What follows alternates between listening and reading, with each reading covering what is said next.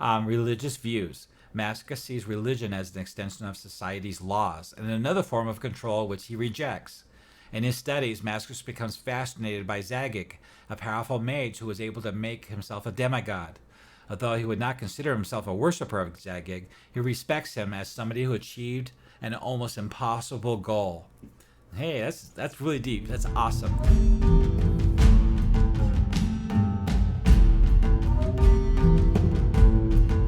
Hello, welcome back to the 3 Arcs channel. Today we're going to talk about one of my players in the Temple of Elemental Evil campaign. His name is Mascus Gloomleaf. He is a wizard in the party that is currently running through the campaign. In my last video, Urad, the half-orc ranger in this campaign, we talked about how he started in the gnarly forest and made his way to Verbobonc, and from there he had some side quests before he met the whole entire party at the first mission, the first starter quest for Session 1. And in that video, I also mentioned that the wizard character in this party was from Verbobonc, and he's a wizard from one of the magic academies here in Verbobonc, specifically the Wrinkle Academy. And I mentioned in that video that some of the side quests that Urad is doing before he meets the party, the wizard is doing as well, but for different reasons. His plot hook on why he's doing these quests are a little bit different because he was given this quest by Magister Obel from the Wrinkle Academy. He is a mentor and teacher. So the first thing I would like to do is review the character itself. He actually came up with some ideas of his character, what his character would be like, a general background and personality. And then I went ahead and I worked with him to fit it into the campaign world. The first thing we had to determine is where he's from. He could have been from anywhere because in my wizards video that I did for Greyhawk points out all these different locations that wizards can come from. Verbobonc is a very popular place because it has 2 schools of magic. Of course, there's a school of magic in Greyhawk City, and there's probably a small one in Divers, the Free City, and some minor guilds over in the Wild Coast. But when it comes to the Viscounty of Verbobonc, or even Thurandi, there's not many other wizards guilds. So the only choice left to you at that point, unless you want to make one from scratch, for him to be an apprentice to a hedge wizard, a lone wizard, a small town wizard. Kind of like in the Village of Hommlet, where you have Bern and Rufus, that local wizard could have an apprentice. So that would be a choice. All these other villages in the Viscounty of Verbobonc, or anywhere actually, in the Gnarly Forest, the Wild Coast, Thurandi, Faluna, any small-time wizard in a small local town or in the countryside somewhere could have an apprentice. That is something the Dungeon Master would have to develop further. The only wizards I developed in this campaign that are not part of the big city, one of the academies, of course, is Bern, which is in a Village of Hommlet. And I think I have another one down in Ostwerk, and I'm not sure about the other villages that actually have any that I've actually keyed. But if a player was really adamant about starting at a particular village, I would actually create that location, an NPC, for him to be from. And the same thing could be said about Thurandi or Valuna or Wild Coast. But I always try to steer my players to be from an academy because I give them some pros and cons. The same thing could be said about Thieves Guilds. There's pros and cons from being from a guild.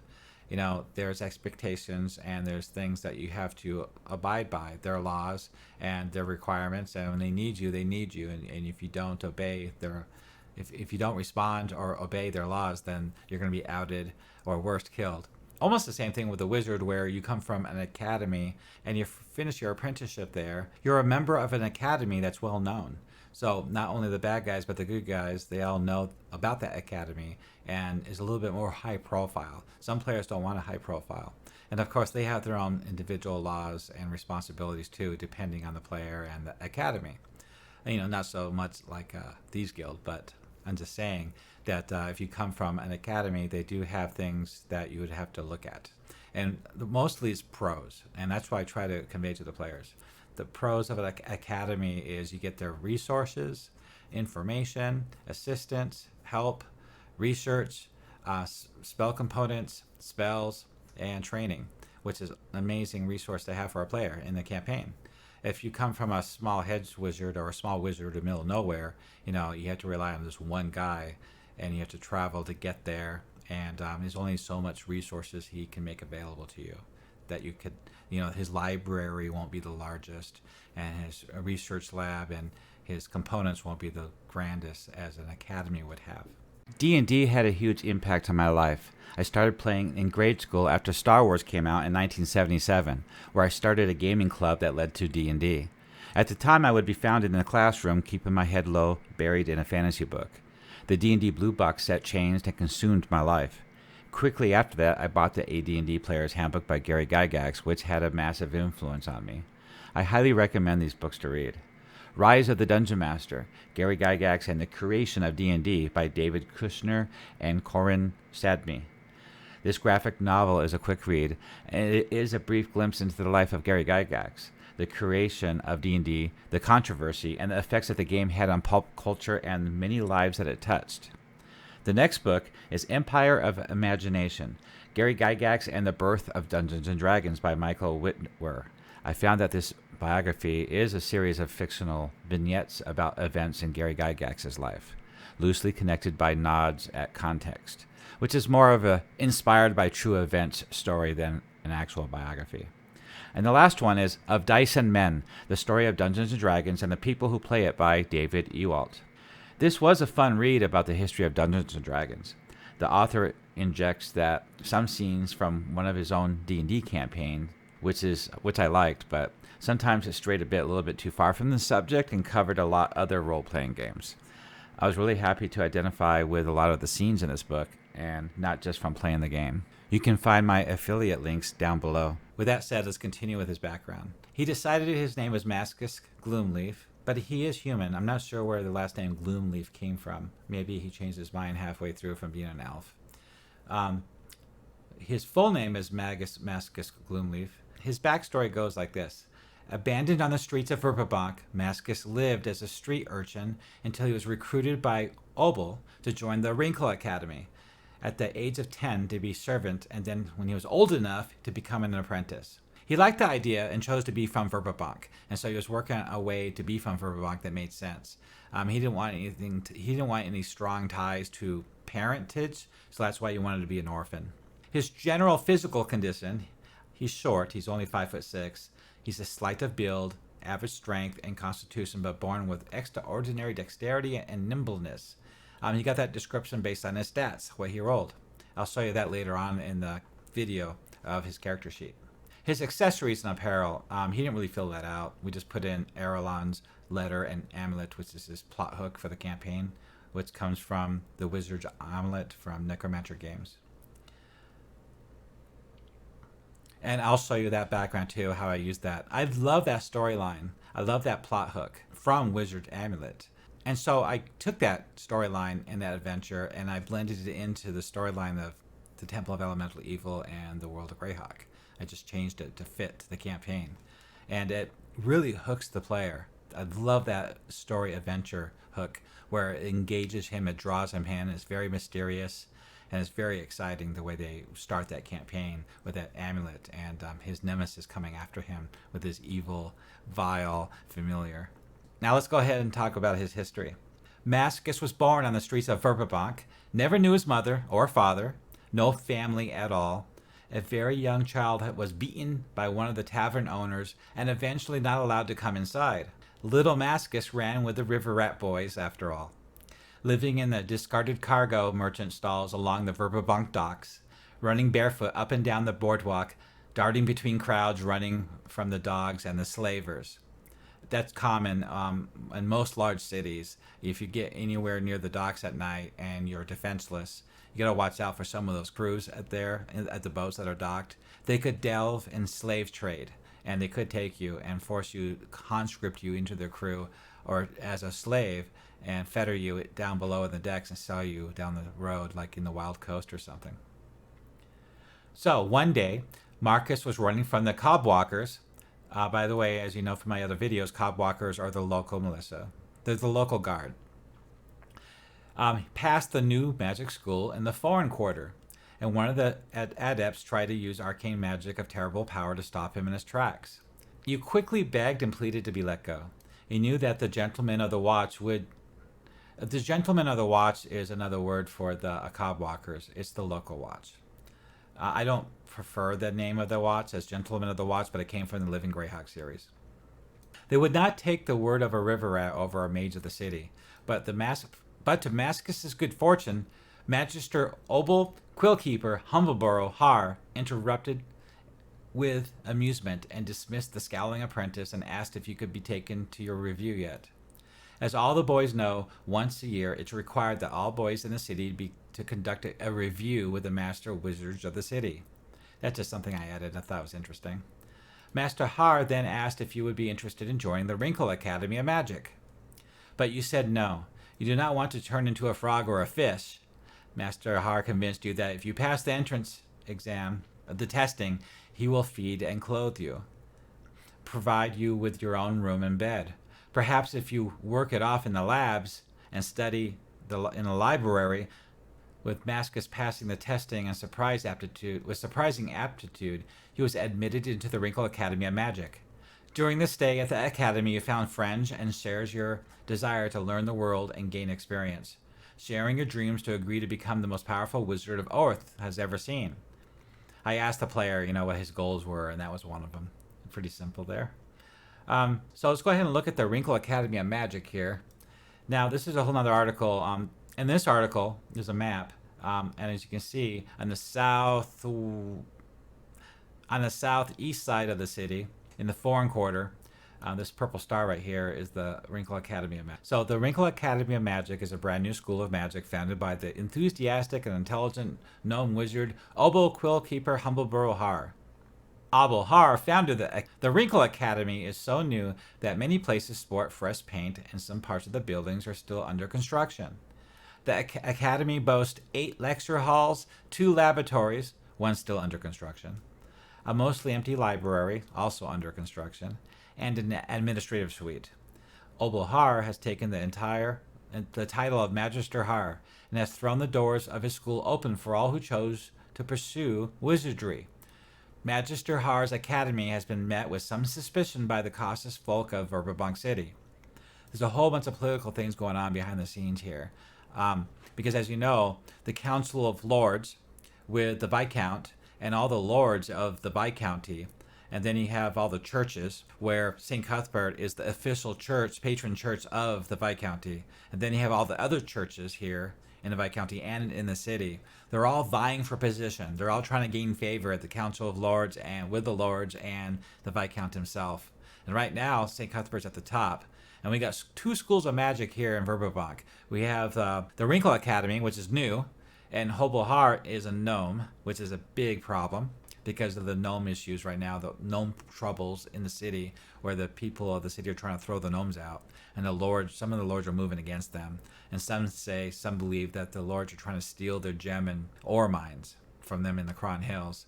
The Viscount pulled back all the mounted border patrols along the borders of the Cron Hills, so they're no longer protecting the gnomes anymore. Their merchant caravans are being raided and looted, coming from the Cron Hills to Verbobonc. So now the gnomes have decided that they're no longer going to conduct trade with Verbobonc anymore, which the bad guys love. That's what they've been trying to do. Now that instead they're sending their trade to Keeland and Ulick to the south, and also Divers, the Free City. The other Academy of Magic is called the Silver Consortium. That's the highbrow school. That's been here for hundreds of years. And the rich and prosperous and talented go there. It's been around. They're very prestigious. It's like going to Harvard or something. It's not on the grand scale of... it's not as a grand scale as maybe the Wizards Guild in Greyhawk City, but it's pretty close. In fact, the leader, the head magister of the Silver Consortium has been invited to become a member of the Circle of 8 with Mordecanian intention. So new students are encouraged to review the handbook. So let's go ahead and look at the handbook just really quick. I'm not going to read it. But I did create the Student Wrinkle Academy handbook. I found this handbook on DriveThruRPG, and I just kind of rewrote it for my purposes. Basically, there's a welcome letter. Welcome to the Wrinkle Academy. As one of the few faces of the Wrinkle Academy of Magic, you're sure to be full of all sorts of questions. So it's a letter from Obel Har. It's a great letter to introduce the party into the campaign. Then we have a message for the students, how to apply for entrance, the student body, Registration, what it takes to register there. This information is to help the character create his background in the first place, to help determine what kind of background he has. And so I went over this with the player before he made his character, giving him options. And he chose to be the urchin from the street, and how Hoblehar chose him to bring him in for free to serve and work off his debt. But this information is vital to get the player to understand what the school is about. There's registration information. Then there's continuing the education after you graduate. So attending the Wrinkle Academy is not free, of course, but no one who is accepted into the school is ever shut out due to the lack of ability to pay. For those students not blessed with the wealthy parents or patrons, that right there has a lot to do with their character background. We have several different repayment choices available. Another thing about the background, maybe this player is burdened by owing the school, the loan. Many of our students take out loans from the school, promising to pay us back in a future date. Others agree to serve as apprentices to older wizards while they're here, the value of their labor helping defray the expenses. So it talks a lot about that. Then, after you graduate your apprenticeship, you can actually join the faculty, become one of the teachers if you want to. So I talk a little bit about that. It's a promising thing. You know how in D&D campaigns you get to name class level, like 9th or 10th level. Warriors, fighters will get like a castle or work their way for it or build it, and they'll get the retainers. Barbarians get a tribe. Clerics get a temple. A wizard could get his own wizard's tower or anything. His own dungeon. He could build his own research lab. But this is another choice right here. He could be a teacher. Kind of reminds me of Hogwarts. Become a teacher at Hogwarts. So there's research facilities. So if the player wants to research spells or magic items, the full facilities are here for his use. If he comes from a private hedge wizard, then most likely won't have the facilities like this for use. So something to think about. It would be quite limited. Consulting services. Oh God, this is a great resource for any character in the campaign, especially this epic campaign, The Temple of Elemental Evil. As some of you DMs out there know, there's a few written prophecies, like poems. I created a few YouTube videos of these songs, played by a bard at a tavern, so the player can actually hear, like the Battle of Enmity Meadows that I produced, that you can actually play this video back for those players when that happens, because it actually sounds like a bard is playing it in a tavern. I also created one for the Temple of Elemental Evil, the Golden Skull, that the prophecy the players do not know about until they get like halfway through the module. I created a video for that, so that'll be ready to play to the characters. So to get the information like from the Golden Skull or what's going on in the whole entire campaign, these consulting services is valuable because the player can cast spells to get information from like the different planes or from their gods. Can they divine to their god to ask certain questions, and wizards can cast those spells to consult on different planar beings. And another way is to research it yourself, like at a library. And another way is to go to your wizards guild, and they can help you find that information. There's a 10% surcharge, it looks like, but all that information is here. Campus life, what it's like to be a student there. This information is really only useful, when you're making your character background, to kind of help you flush it out and fill it in. Give you an idea what kind of childhood you had, what kind of training you had. It'll just give you all it is prompts to give you some ideas. The school rules, that might be kind of useful too, knowing what the hard rules are to help you develop your background. Their living arrangements, it talks about that. There's different places where you live on campus, dorms and things like that. And part of writing your background, that could come in helpful, and we did use this information in Mascus's background. We have class schedules. I don't know how useful that is, but they're there. This makes it all realistic. I print this up as a guide, an actual booklet. I actually print out the booklet and I hand it to the player at the table. So they have this booklet with their character sheet. It all seems like it's a real thing to them. I don't expect them to read all this, but it's just the fact that it's there and they have it in their hands. It makes it feel like they're really from there, like they're really apprenticed there. There's graduation requirements, what it takes to actually graduate. That could come useful for their background. Tuition, how much it costs. Internships and apprenticeships. So if you want to have a hook where they're part of an internship or an apprenticeship after they graduate. This is a little bit of an outline of what that's about. You could use as somebody's background to start them off in the campaign. Adventuring. The most dangerous of any of our internships involves sending our students out to work with an adventuring party. This is really useful to almost any player in any campaign. So most players will think that I'll just graduate with an apprenticeship, leave that behind, and go adventuring with my friends.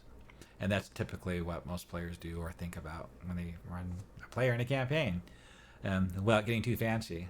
Well, this actually talks about that, so that's cool. The most dangerous of any of our internships involves sending our students out to work for an adventuring party.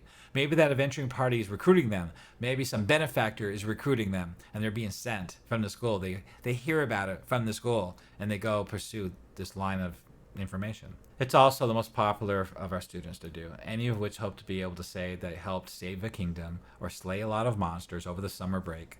This is the kind of thing that attracted many of our students to this arcane arts in the first place, after all. So it's difficult to deny these impulses, and however risky they may be. Interns often get a share of the treasure obtained in the course of their adventures, or summer adventures, making this potentially one of the most lucrative internships around. Often this is at a reduced share, say half of what the full members of the party receives. That's just like a extra thing.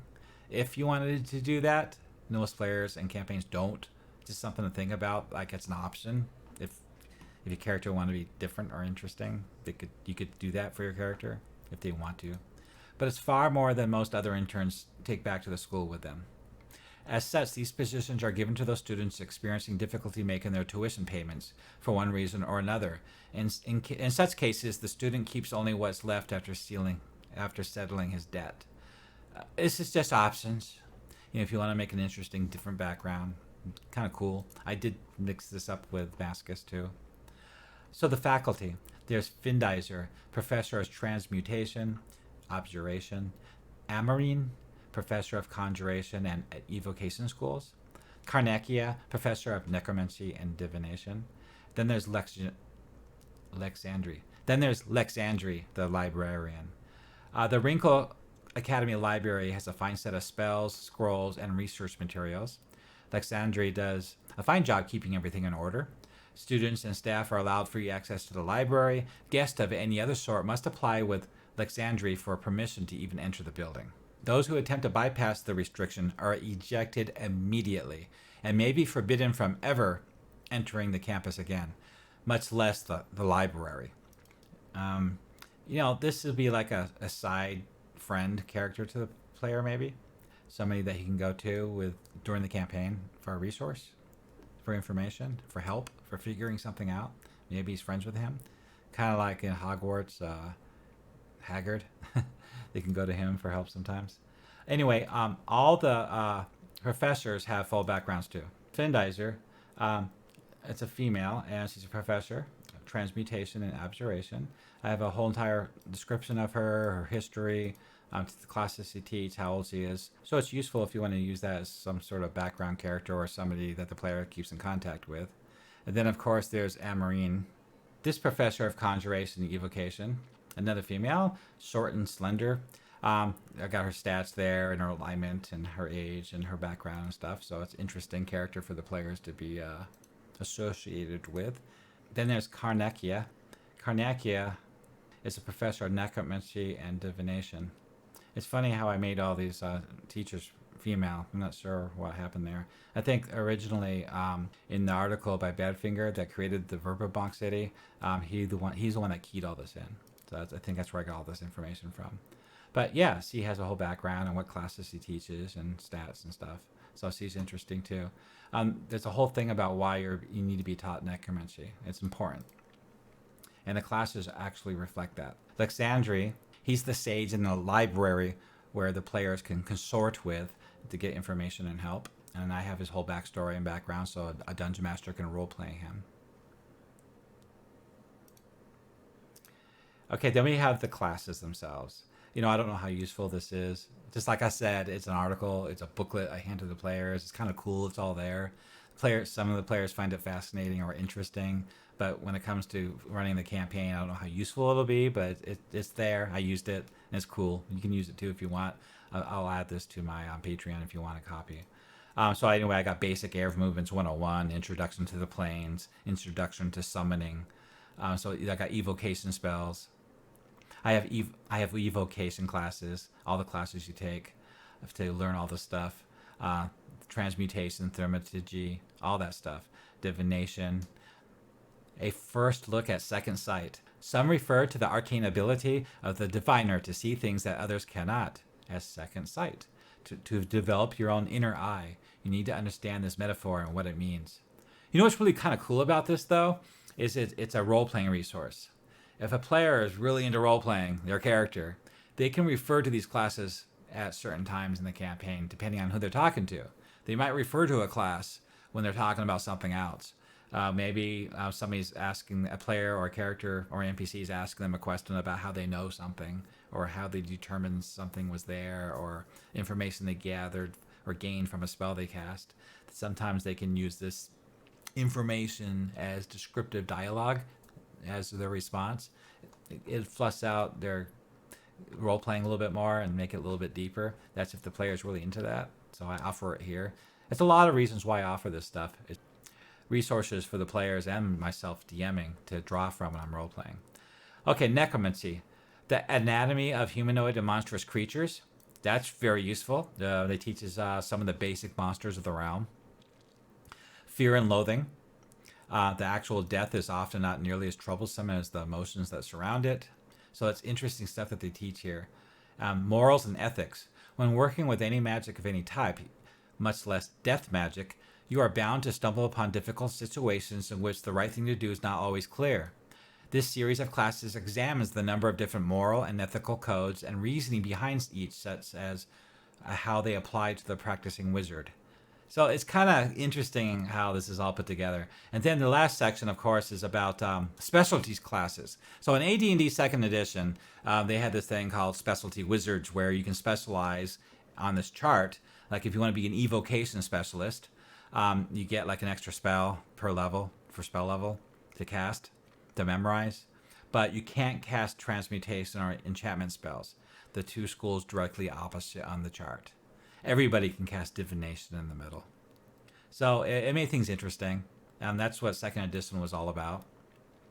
In closing, there's a finishing words from the Magister, Obel Har. He talks, thank you for joining and all that kind of stuff. So this is just fun.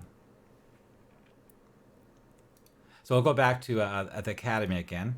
It's the premier academy for wizards, introduction of the old and the young. Har needs students and teachers. So it goes on about what the academy is about and what they're into, what they need. Their requirements, the students, the instructors, the benefits, the student body, instructors, different lore and stuff they know. And there's the professors on the right. Okay, we're finished with that. Let's go back to the character back. Now that we know he's enrolled at the Wrinkle Academy by Obel with special conditions that he's going to have to owe later, let's continue here. So Mascus took the school and made friends easily. That's Obel right there, that picture. There was friendly rivalry between the students, but no animosity. The people they all loved to hate were students from the Silver Consortium. So there's a little bit of a rivalry there between the two schools. Like always in every movie ever made, right? A school for the privileged second sons of lords and dukes. And they're an arrogant lot, of course. None more so than Balazar Karak. Free day is a day of rest in Greyhawk. Their only time off, presumably to do chores, wash clothes, visit family. The one opportunity to blow off steam. Then that night at the student popular, the College Lane. The College Lane is a local restaurant, tavern, bar, where a lot of the students hang out at the Civic Center Plaza, which is across the street from the Silver Consortium. So this place was filled with students from the Silver Consortium, and there was Balazar. He had come to a large inheritance from an uncle and was buying rounds of ale for everyone. He was telling tales of all things that he would do when his powers were fully developed. Of dragons he would slay and ladies he would win. As the night went on and the drinks for his friends kept flowing, Balazar kept getting louder and more obnoxious. Finally, Mascus couldn't take it any longer. After a few ales and against his better judgment, he stood up and proclaimed loudly, "With the endless supply of both gold and hot air you are endowed with, they should have called you Blowazar!" That's what the player yelled out when he was role-playing this. Of all Balazar's reluctant companions, who had endured hours of his bragging in exchange for free booze, they all howled with laughter, and Mascus knew he had made a big mistake. Balazar turned red, then purple. He's known for flashy evocation spellcraft, and he pointed a finger at Mascus. But instead, Balazar said, "You will pay for that!" Then he stormed out of the tavern. Mascus had made a permanent enemy. A commoner had insulted a son of a noble, and that would never be forgotten. Since that day, Balazar and his loathsome raven familiar have given Mascus a hard time, even setting him up many times at the brink of expulsion. But Mascus, like his father, kept a level head and stood up for himself and never lied. Master Har has always been seen straight to the truth and met out punishment fairly. Yeah, I guess that's I misspoke there. I don't think he really knew who his father was. I probably should have changed that. So anyway, this is just all a player background that me and the player put together. It can always be modified, and every time you work on it, make it a little bit better. In Mascus' final days as a wizard's apprentice under Master Har's tutelage, he learned a great secret. Master Har, along with Mascus, visited the library of Ferrobland the Mad, a professor of the Silver Consortium, and the mystery of Eralions the Wizard was revealed to him. Mascus was never pleased to visit Ferrobland, for there was always a chance he might deal with Balazar and his loathsome raven familiar, Talon. Balazar was fast becoming a wizard of some power. It was whispered that he had the old wizard Ferrobland have not been mad, he would have discharged Balazar from his apprenticeship long ago. But it was believed, correctly, that Balazar has learned of all the skills of an apprentice and was remaining with Ferrobland under the guise of an apprentice in order to have continued access to Ferrobland's legendary library. Mascus read mundane stories and histories in the outer sitting room as his master and Ferrobland studied ancient scrolls in a private study. He waited for hours, nodding off more than once as the sun was settling on the horizon and the study grew dark. What could they possibly be talking about? The tediousness of old men are hard to endure. Hey, that sounds like me. Finally, Master Har returned and quickly headed for the door. As the last hour of daylight spent itself, he didn't even seem to notice that Mascus was still there and had a worried look on his face. Upon their return to the school, the master called Mascus to his study. He was in trouble. Surely he hadn't seen Mascus dozing in the parlor. As Mascus approached the master's table, he noticed a book on the table, and he sat down. The master slowly slid the book towards him. The book was a journal of Eralions. Keep Eralions' letter safe and read it carefully. It's a warning to those who practice magic. The lure of power and the wish to use it without justice can be strong, but magical power is corrosive and corrupting force and can poison the souls of great men. So, long ago, Eralions was well known as good and kind wizard. He was devoted to his patron deity, Voltus, the god of light, resolution, and law. As the shadow of his death grew long, he began to sense his own mortality. Eralions' heart darkened, and his desire for power and fear of death became greater than his devotion to his god. He turned his attention away to lengthen his fading life. This is the story that's in that book. I didn't actually point that out here, but that's what he found out reading the book. Just great, thought Mascus. Another morality lesson. I'm sorry, Magister Obel Har has actually just said that to him. So Mascus thought, oh great, another morality lesson. He didn't need tales of how to be a good person. He needed gold to start a new life as an adventurer and pursue his education. Once he became a wizard, he would deal with morality and deal justice then. Nevertheless, Mascus respected the old gnome and would do his best to read that boring old book. Why was he getting stuck with this anyway? Shouldn't it have gone to the horrible apprentice Balazar? At first, the diary proved to be just that, a tedious rendition of the daily task of student of magic. Cleaning, sorting, fetching, and hours of study. It told of his days as a young apprentice, his schooling and studies. It was also revealed that there was more to Eralion than the bright and friendly young adept Ferroblan grew up with. As time went on, Mascus noticed a change, and anger, jealousy, and distrust started creeping into the mind of Eralion. He even started to be suspicious of his oldest friend, Ferroblan.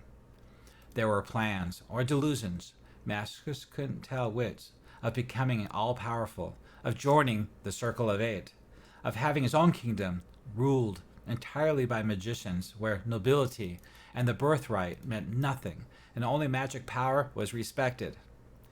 It is why his master had him... Was this why his master asked him to read this? Surely it was a little premature. Eralion, by the time the book ended, was a powerful wizard in his own right. Mascus was barely graduated. The end of the book became more and more difficult to follow.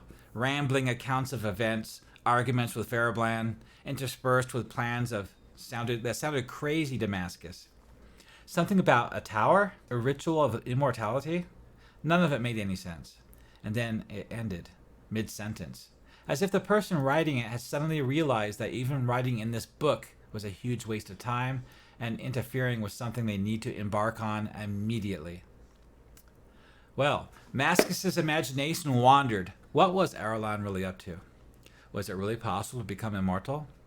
Students at his school, and probably others, loved to pass their free time talking about all manner of powerful magics, the majority of which were probably imagined. Tales of summoning demon lords to carry out a task and fetch powerful magic items, of immortality for wizards who became all-powerful. The masters frowned at such talk and admonished their students. The pursuit of such fanciful distractions distracted the mind, and distracted mind was one ill-suited to the real tasks of a wizard. Graduating and serving local lord, helping to maintain law and order, protecting the realm and the city or keep. Bran knew this was likely to be his lot, the boredom and drudgery of serving some local lord in a backwater tower.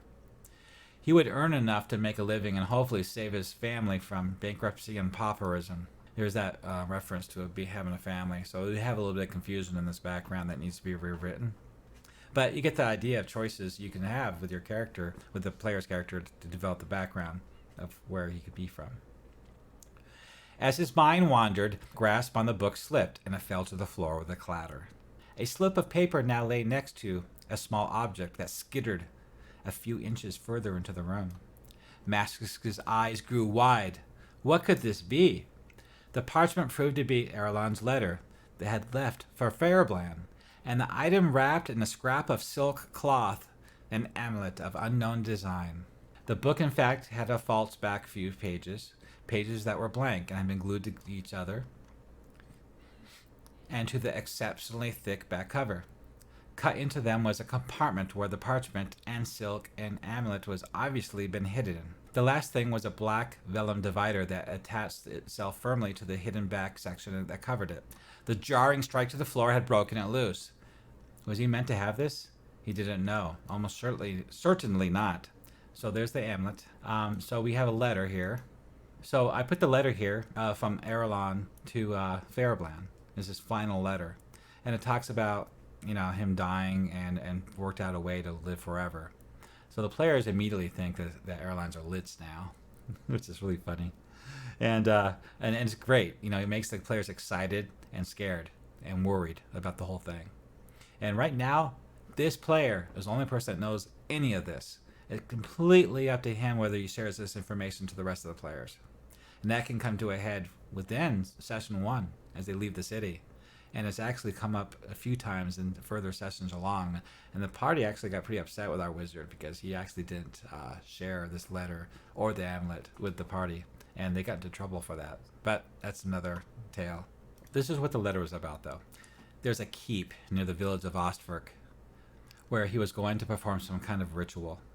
A ritual enabled by a staff that Eralion possessed, wielding powerful magics. It also revealed that Eralion had taken several valuable magical tracts and spellbooks from the school, items that did not belong to him. He asked Verbobon's forgiveness and a promise to make things right upon his return. Eralion was convinced that he would master this ritual and not succumb to the horrible fate of others who have tried it. Mascus didn't know what any of this meant, but right then and there he knew that what he would do. His way out of life of servitude to some feeble-minded old lord in his moldering keep in a backwater dump. Eralion has been gone for years. He disappeared long before Mascus was even apprenticed. Surely he had failed, probably even dead by now. Mascus knew that powerful magics gone wrong were fatal. If so, the items he had taken would just be sitting there, worth a small fortune in reward to anyone who brought them back. He knew that the letter and the amulet did not belong to him, that the right thing to do was to give them to Verbobon. However, Har did give him the book, right? He did not steal it, so the items in it were not technically stolen either, right? If he was successful and brought all those items back, surely he would be forgiven by merely keeping them safely for a while. As he pondered this moral dilemma, he heard a faint flap of wings. His blood ran cold. Was it that cursed raven? He quickly spun and looked out the window. He had been careless and the blinds were up. But it was midsummer and it was hot. The open blinds let in cool air. He saw nothing. How could he have been so stupid? But then again, how could he know that what the book contained? If Balazar knew Mascus had this, it would mean big trouble for Mascus. That fiend would stop at nothing to get it. Okay, so let's start our campaign. The player now has a hook, something that's his. That's something that engages him into the campaign, that pulls him in, and he feels like he's got a purpose now, which is better than just a pack of players walking down a merchant road to the village looking for adventure. Now he's got something more to think about. It is the month of Raging, the year 576, the 4th day in the City of Verbobonc. He's got motivation that he came up with on his own to become a powerful wizard, all that stuff. He's got some savvies and ineptitudes.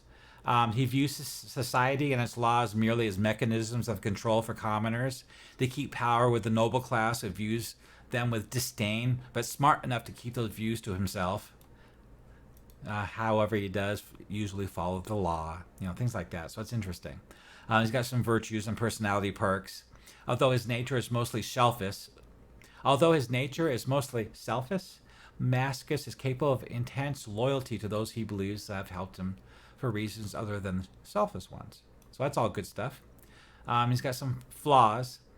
Ambitions, intelligence makes him most aloof from most of the other students, except for the brighter students. He's impatient, somewhat arrogant by nature. So it's interesting. He's got some personality here. He's got some quirks. Mascus' sense of humor is very sarcastic and dry. His hygiene. Mascus is fastidious and prefers comfort and dreams of luxury. His contacts and relationship is with Magister Obel. And family ties, he has none, because he decided to be an orphan. Religious views. Mascus sees religion as an extension of society's laws and another form of control which he rejects. In his studies, Mascus becomes fascinated by Zagic, a powerful mage who was able to make himself a demigod. Although he would not consider himself a worshipper of Zagic, he respects him as somebody who achieved an almost impossible goal. Hey, that's really deep. That's awesome. In fact, speaking of Zagic, he summoned a familiar while he was at school. I do that for players in the campaign. I let them summon a familiar before the campaign starts, so they don't have to cast that spell while we're playing.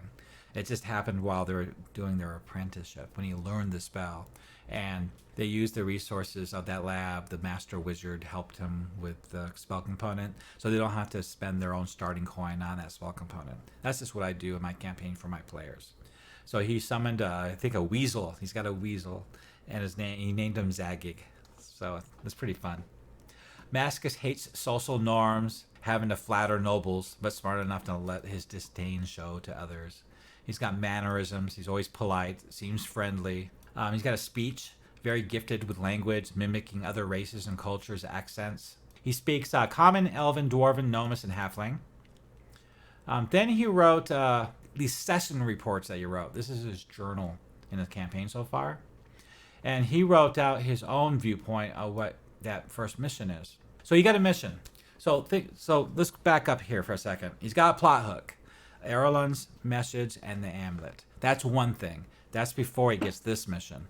So he's finishing up his apprenticeship. He just graduated. And he's trying to think what to do next, how to make money. And he planned to follow up on this plot hook, find out where this tower is. And it's near Ostwerk. So we know that already.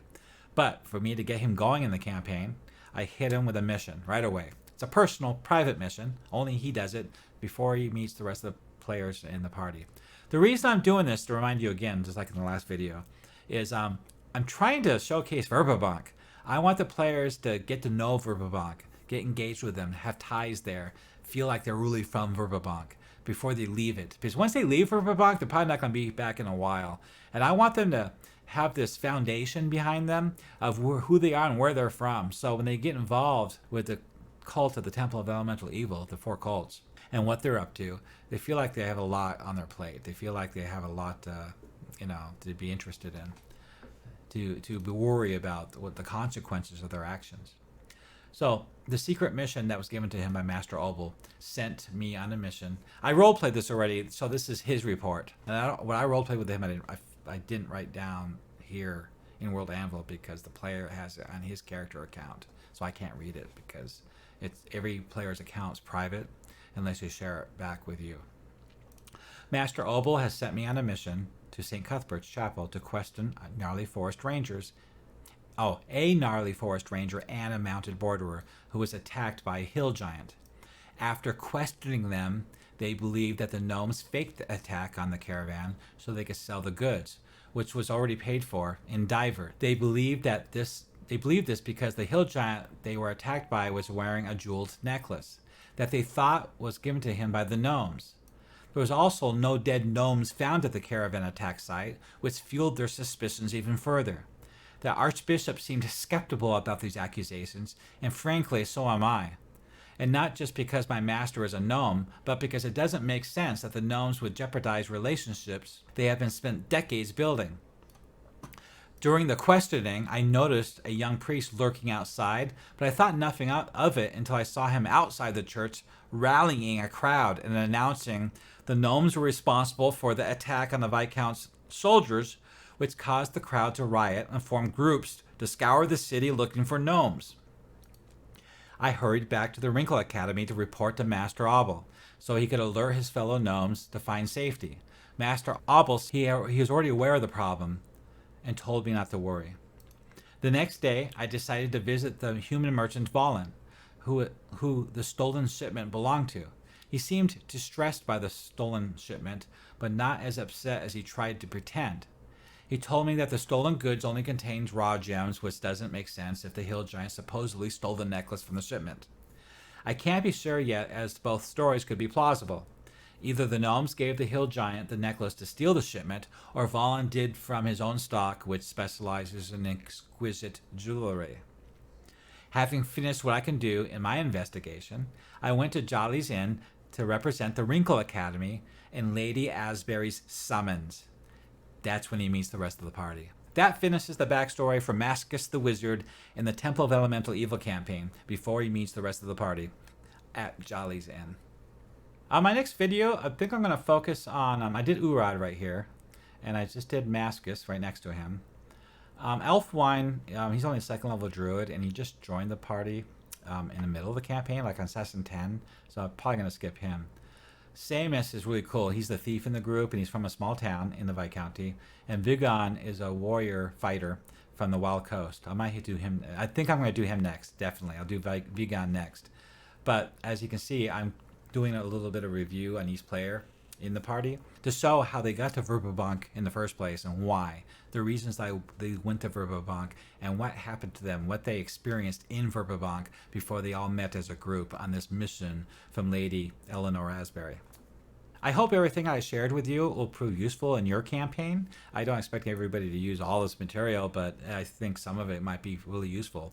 And And I do offer some of these as PDFs on my Patreon. If you want to support me there, please go there to look what I have to offer. Please put any comments down below what you think could be changed about this campaign to make it even more engaging. What I showed you so far is just the start. We haven't even played session 1 yet. If you think the backstory is just too much for a player to start a epic campaign like the Temple of Elemental Evil, let me know below. If you think there's a better way to actually manage all this information and all these articles in a different format besides World Anvil, I want to hear about that too. Did you enjoy video? Consider tossing support on my Patreon. It best ways to support orcs. If you would like to see more content, subscribe and post comments below. It better not be bad. And have fun and good luck to your players in the Temple of Elemental Evil campaign.